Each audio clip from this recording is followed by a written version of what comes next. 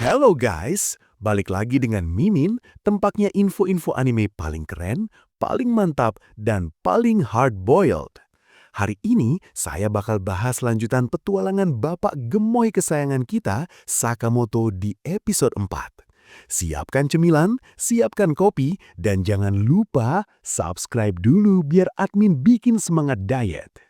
Oke, gak usah kelamaan basa-basi, langsung saja kita meluncur ke TKP.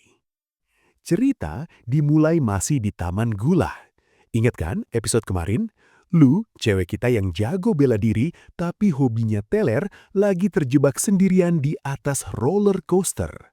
Bayangkan, orang lain naik roller coaster buat cari adrenalin, si Lu malah kayak jemuran ketinggalan. Kasian sih, tapi ya lucu juga. Lalu, adegan berpindah ke dua karakter baru yang gayanya nyentrik abis.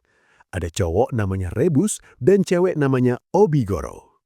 Boiled ini tipe-tipe cowok yang merasa dirinya paling keren sejagat raya dengan gaya hard-boilednya.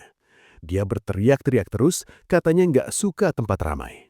Nah, si Obigoro ini malah aneh. Bukannya ilfil lihat cowok teriak-teriak, dia malah baper. Dia mikir, wah Rebus ini panas banget ya, galak-galak perhatian. Pindah ke sisi lain, Shin lagi dikasih obat tetes mata sama Lu. Si Shin ini abis berantem hebat, jadi matanya terkena racun. Di depan mereka ada si penjahat dari episode lalu, Tatsu, yang sudah babak belur. Lu dengan santainya ambil pisau dari kantong Tatsu dan langsung jlep, ditusuk ke kakinya sendiri. Maksudnya ke Tatsu. Lu mengancam akan menghancurkan obat penawarnya kalau Tatsu nggak ngaku kerja buat siapa. Dan Tatsu langsung ngaku, wah asli, ini penjahat paling jujur dan tidak punya harga diri yang pernah ada. Shin sampai melongo, bang, loyalitasmu mana bang? Baru digertak dikit langsung nyanyi. Tatsu bilang dia kerja buat Don Dankai Limited. Di sini kita diperkenalkan dengan JAA, Asosiasi Pembunuh Jepang. Organisasi yang mengatur 400 pembunuh. Tatsu juga bertanya, Sakamoto anggota dari Ordo? Itu loh, grup pembunuh elit yang katanya hanya legenda urban. Sakamoto diem saja, tapi kita tahu diamnya Sakamoto itu lebih serem daripada omelan emak-emak di pasar. Tiba-tiba, suasana tegang itu buyar karena Hana dan Aoi atau istri Sakamoto datang. Shin langsung panik dan akting kalau mereka lagi main trik meloloskan diri dari tali. Pinter juga Shin ngelesnya, padahal aslinya lagi interogasi pembunuh. Sakamoto dan keluarga akhirnya makan siang. Sebelum berangkat, Lu sempet-sempetnya naruh plester bergambar kelinci di dahi Tatsu. Bayangkan, pembunuh bayaran garang pakai plester kelinci pink. Harga dirinya langsung terjun bebas ke inti bumi. Tapi masalahnya belum selesai. Shin ngerasa kepalanya pusing karena sisa racun. Dia jadi off, alias tidak bisa membaca pikiran dengan benar. Di saat yang sama, Aoi atau istri Sakamoto mulai curiga kalau ada yang disembunyikan. Waduh, lebih bahayanya lawan pembunuh bayaran atau lawan istri yang lagi curiga ya? Kayaknya sih pilihan kedua. Kembali ke Rebus dan Obigoro. Ternyata mereka satu perusahaan sama Tatsu. Rebus semangat banget karena dia tahu musuhnya adalah sang legenda Sakamoto Taro. Rebus ini punya balas dendam pribadi atau obsesi gitu deh sama Sakamoto. Dia merasa Sakamoto adalah saingan hard-boilednya. Flashback dikit ya. Waktu Sakamoto umur 14 dan Boiled 15, Boiled selalu mengikuti Sakamoto. Pas hari Valentine, Boiled ngarep mereka berdua nggak bakal dapat coklat karena mereka itu pembunuh yang dingin. Taunya malah Sakamoto dapat sekeranjang penuh coklat dari cewek-cewek. Rebus cuma bisa melongo di pojokan sambil makan angin. Kasian ya, sudah merasa keren tapi tetap kalah ganteng sama Sakamoto versi kurus.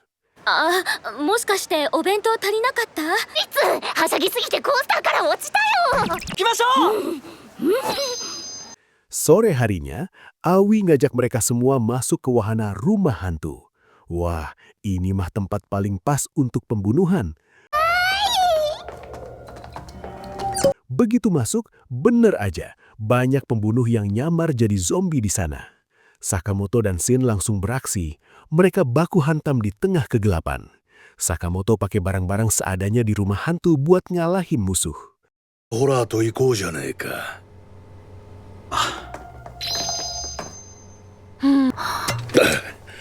ダチじゃね。 Lu juga nggak mau kalah. Dia minum obatnya, maksudnya minum alkohol, dan muncullah teknik tinju mabuk atau jurus mabuk yang legendaris. よかった。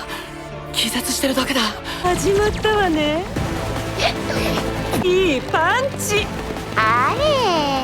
Tapi bukannya jadi keren kayak Jackie Chan, Lu malah jadi mabuk emosional. Dia nangis-nangis Bombay sambil mukulin orang. Maafin aku, Shin. Aku nggak bisa nyelamatin kamu. Buak, desing, musuhnya pingsan semua. お前が引退してから5年経つ。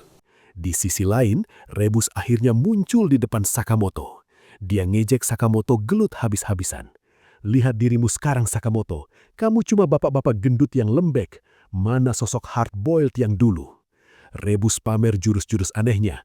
Ada bom bola super sama pukulan roket dinamit. Sakamoto sempat terdesak. Rebus merasa menang karena Sakamoto sekarang punya kelemahan, yaitu keluarganya. Tapi, salah besar Rebus. Mengingat keluarga justru bikin Sakamoto jadi bikin ngeri. Sakamoto mulai mengingat gerakan-gerakan lamanya. Dia mulai menghitung kalori yang harus dibakar. Dan dalam sekejap, ledakan. Asap mengepul di mana-mana. Dari balik sebut-sebut itu, muncul sosok tinggi, tegap, dan ganteng maksimal. Sakamoto versi kurus kembali. Semua lemaknya hilang seketika karena metabolisme pembunuh bayaran yang tidak masuk akal. Dia menatap Boiled dengan dingin dan berkata, "Aku ingat siapa kamu, Boiled, dan sekarang aku tidak akan nahan diri lagi." Gila, merindingnya kan? Episode berakhir dengan Sakamoto yang siap mode dewa. Pesan yang bisa kita ambil dari anime episode kali ini adalah hati-hati sama cewek mabuk. Kalau dia nangis, jangan dipuk-puk, mending kabur daripada kena jurus kungfu emosional. Jangan lupa like, bagikan, dan subscribe. ならあなたにとってこの仕事は Kita langsung masuk ke Sakamoto Days episode 5. Episode dibuka dengan pertarungan yang, jujur aja, absurd tapi keren. Lu lagi dalam mode happy drunk. Ya, dia mabuk. Tapi mabuknya produktif. Dia lagi duel sama Obiguro. Walaupun kelihatan oleng, tapi serangannya justru di luar ekspektasi.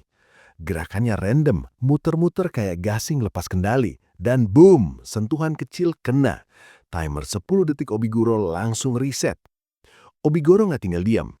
Dia balas dengan tendangan keras. Lu mental, sekilas kelihatan tumbang. Tapi jangan salah, dia bangkit lagi, minum lagi, dan masuk mode angry drunk. Ini bukan mabuk biasa, ini mabuk level boss fight. Lalu dia kembali ke mode angry drunk. Pukulan hampir mendarat telak, tapi tangannya berhenti. Modenya habis. ここどこ？ Obiguro awalnya marah karena merasa dikasihani. Tapi di sisi lain, dia senyum tipis. Akhirnya ketemu lawan yang sepadan. 助かったのか。 Setelah itu, barulah kita dapat momen yang ditunggu-tunggu. Sakamoto muncul di depan Boiled, santai, kalem. Lalu dia ingat siapa Boiled sebenarnya. Dan tiba-tiba, tubuhnya kembali ramping, tampan, fit. Shin langsung shock di kejauhan. Pertarungan mereka brutal tapi elegan. Tendangan Sakamoto bikin Boiled terlempar keluar gedung. Boiled pakai RDP punch, serangan pamungkasnya. Tapi punch biasa Sakamoto aja lebih kuat. Boiled lempar bola peledak. Sakamoto tangkap pakai tangan kosong dan balikin ke muka Boiled dan meledak di tempat. Sakamoto bilang satu hal penting. Dulu dia kuat karena dirinya sendiri. Sekarang dia lebih kuat karena punya orang untuk dilindungi. Itu beda. Cut ke Ferris wheel. Ada pasangan canggung. Tapi sebelum awkwardness-nya makin parah, Sakamoto dan Boiled mendarat di sana. Ya, timingnya luar biasa. Boiled akhirnya mengakui kekalahan. Kembali ke keluarga Sakamoto. Shin, Lu, Aoi, dan Hana kebingungan kenapa mereka ada di bangku taman. Shin bikin alasan absurd, katanya mereka lawan zombie. なんて強欲な。殺し屋が襲ってきてる。こいつはあんたたちに。 Hana hampir percaya. Hampir. Lalu Aoi tahu soal bounty di kepala suaminya. Dia marah bukan karena bahaya, tapi karena dirahasiakan. Karena aturan nomor 6, tidak ada rahasia. Bolt bahkan sampai ditodong secara verbal oleh Aoi. Dan ya, bahkan assassin pun takut sama istri orang. Masalah selesai dan harmonis kembali. またな、坂本。じゃあね。一つ、当てがある。 Besoknya, Sakamoto, Shin, dan Lu pergi ke rental video untuk cari info Don Nakai. Semua data organisasi disimpan dalam bentuk film. Unik tapi efektif. Dari film itu, mereka tahu Don Nakai punya 50 hitman dan markas besar megah. Ending filmnya dramatis. Lu sampai nangis. Tagihan sewanya mahal, tapi Sakamoto masih punya tabungan masa lajang. Pensiun assassin tapi finansial aman. Inspiratif. Yo, Sakamoto ni... Lalu kita pindah ke rapat besar. Nagumo bertemu dengan anggota order yang lainnya. Yo, Shishiba, Osaragi, dan ketua dari JAA. Dijelaskan bahwa ada kelompok misterius bernama X atau Slur yang membunuh lebih dari 30 organisasi hitman dan lebih dari 100 assassin. Itu seperempat kekuatan JAA. Mereka meninggalkan tanda X di lokasi pembunuhan. Ini bukan pembunuhan biasa, ini pesan. 手によって殺連の殺し屋が Kembali ke misi penyusupan Sakamoto. Mereka menyusup ke markas Don Nakai. Shin baca pikiran penjaga. Sakamoto dan Shin menjatuhkan musuh satu persatu dengan cepat dan bersih. Lu merasa seperti lagi main film action. Shin sebenarnya menikmati, tapi gengsi.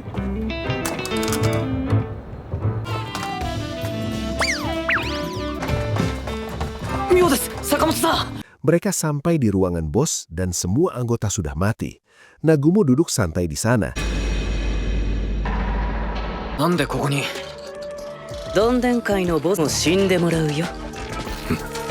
Dia sempat pura-pura menusuk Shin dengan pisau yang ternyata mainan. Ya, prank di tempat kejadian perkara. Nagumo menjelaskan bahwa konflik besar sedang terjadi dan besar kemungkinan bounty Sakamoto berkaitan dengan gerakan X. Artinya, seseorang ingin menghabisi assassin legendaris yang dulu bagian dari order.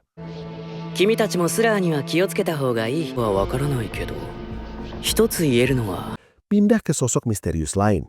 Seorang pria yang menjelaskan teori tentang cara mata manusia melihat. Lalu dia menggambar tanda X dengan darah. Simetris? Tidak.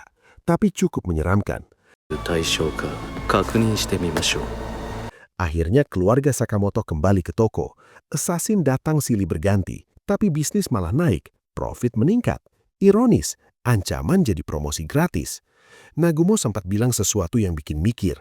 Kalau Sakamoto kesulitan melawan Bolt, berarti dia memang sudah melemah karena 5 tahun vakum. Maka mereka mulai latihan. Sakamoto balap sepeda super cepat.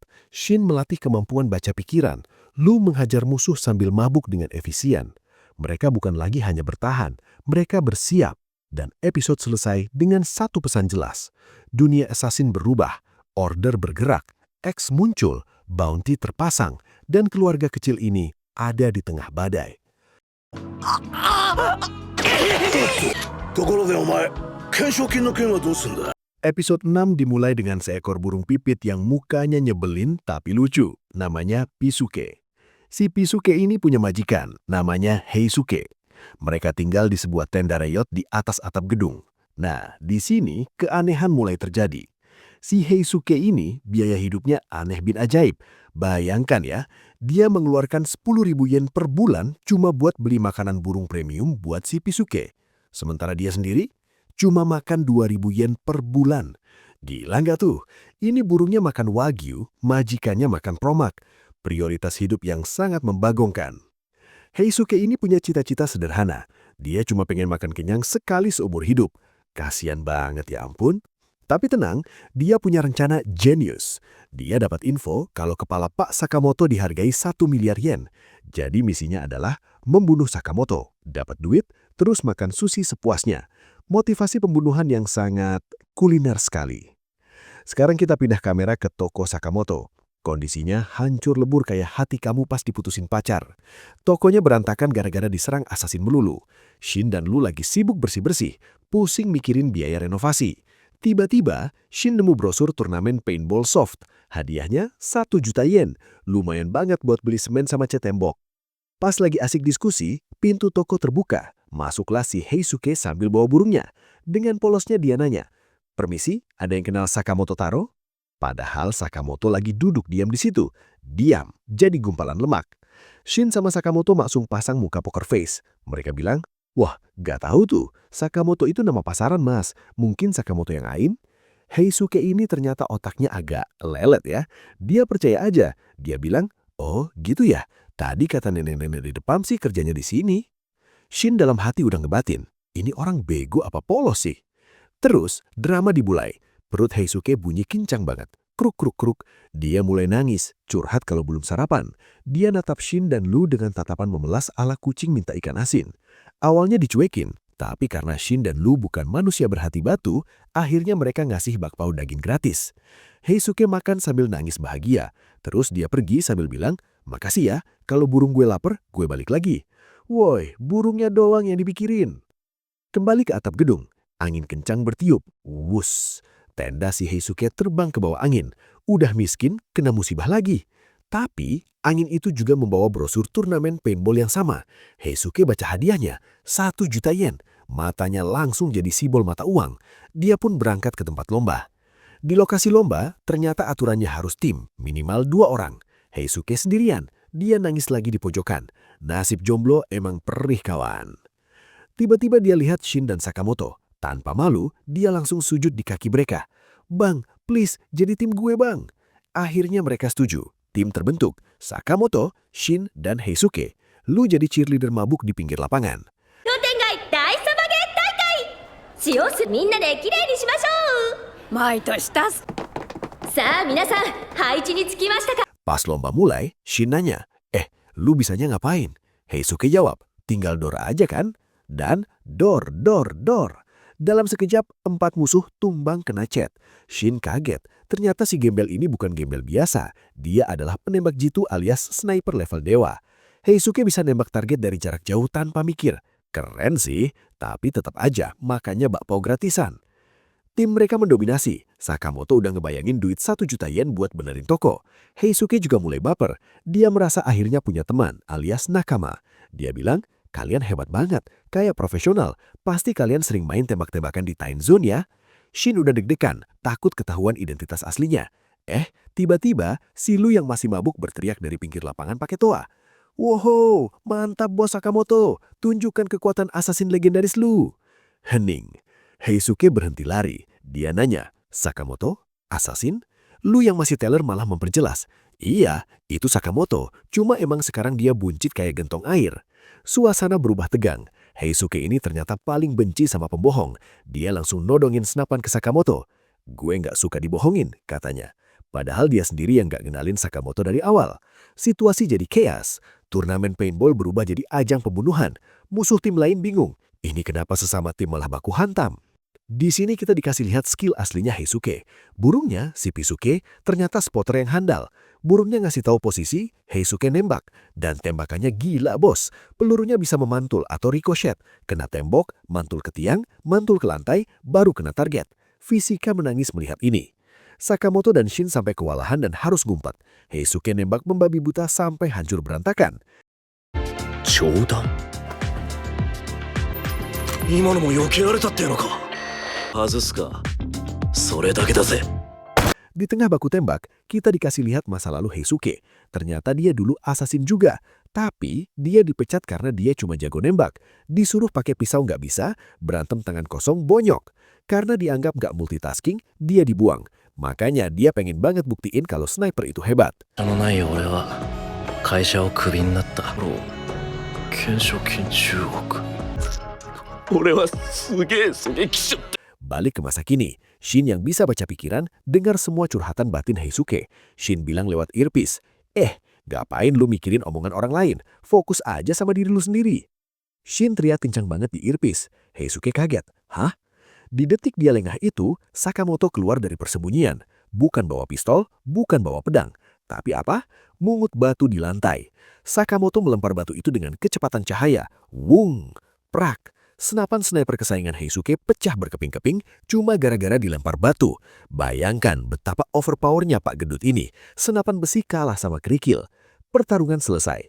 Tim Sakamoto menang turnamen karena musuh lain udah kabur ketakutan lihat suasana seram. Heisuke nangis lagi. Ini orang hobi banget nangis ya. Dia merasa gagal jadi sniper. Tapi Sakamoto datang, nepuk pundaknya dan bilang, "Bro, lu adalah sniper paling jago yang pernah gue temui." Cie, Heisuke langsung blushing. Akhirnya mereka baikan. Tibalah saat pembagian hadiah. Total hadiah 1 juta yen. Tapi, panitia memotong biaya ganti rugi kerusakan yang ditembak hancur sama Heisuke. Kaca pecah, tembok bolong, dekorasi rusak. Total sisa uang yang diterima cuma 500 perak. Iya, 500 perak. Buat beli permen aja mikir. Shin cuma bisa ngasih koin receh itu ke Heisuke sambil natap. Niat untung, malah buntung. Tapi ya sudahlah, yang penting dapat teman baru kan? Episode ditutup dengan Heisuke dan Pisuke yang kembali menggelandang, tapi setidaknya hati mereka hangat. Pesan moral yang bisa kita ambil dari anime ini adalah 1. Jangan pelihara hewan yang biaya makannya lebih mahal dari gaji UMR kamu. 2. Jangan pernah bawa teman yang lagi mabuk ke acara penting karena mulutnya pasti ember bocor. Dan yang paling penting, kalau mau bunuh orang, pastikan dulu targetnya bukan mantan asasin legendaris yang bisa ngancurin senapan lu cuma pakai batu kali. Sekian ringkasan Sakamoto Days episode 6. Sampai jumpa di video selanjutnya. Jangan lupa makan biar nggak kayak Heisuke. Bye-bye. どうしたそうだろさあ大会もいよいよクライマックス